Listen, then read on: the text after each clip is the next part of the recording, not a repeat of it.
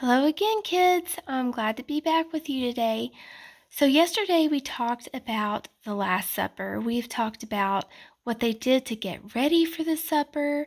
We have talked about what happened during the supper, about how Jesus washed his disciples' feet, showing us that no one should think of himself as above anybody else, and we should always work to serve others. And today we're going to talk about something else that happened during the meal.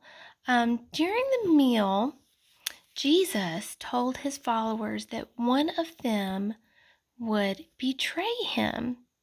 Now, the word betray means to do something wrong against a friend.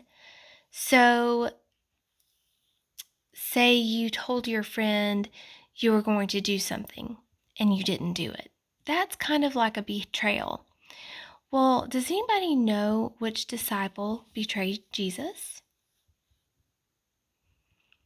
Well, it was Judas. So Judas Iscariot is the one who betrayed Jesus, and this is about his story. So during the meal, Jesus said, "One of you will betray me." And then after that, Judas got up and left the dinner table. Now, his friends, which knew that Judas took care of all the money for the disciples, thought that Jesus had sent to just go buy some more food or take care of some money matters. They had no idea this is what was actually going on. All right. Okay, so here we go. Judas Iscariot was one of the 12 disciples Jesus chose. He looked after the money bag of coins Jesus gave away to the very poor and those who could not work. Judas saw many miracles. When Jesus touched them, blind people could see, lepers were healed, and people who had never walked stood up and jumped for joy. Jesus taught Judas and his friends, "Love God with all your heart and love others as much as you love yourself." Judas loved Jesus, but he loved something else more. Can you guess what that is?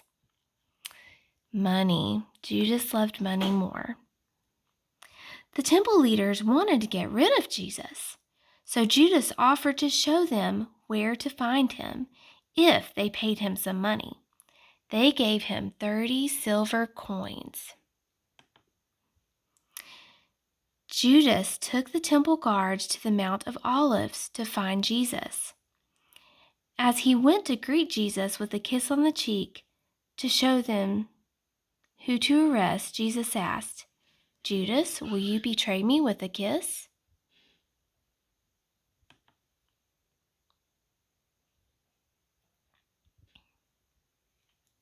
We'll talk about what happened because of Judas's betrayal in our next lesson.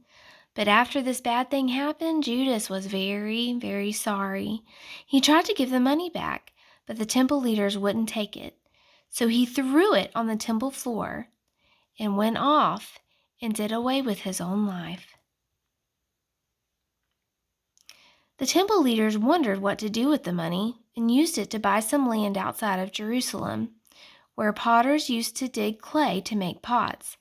There they made a place to bury any strangers who died in their city.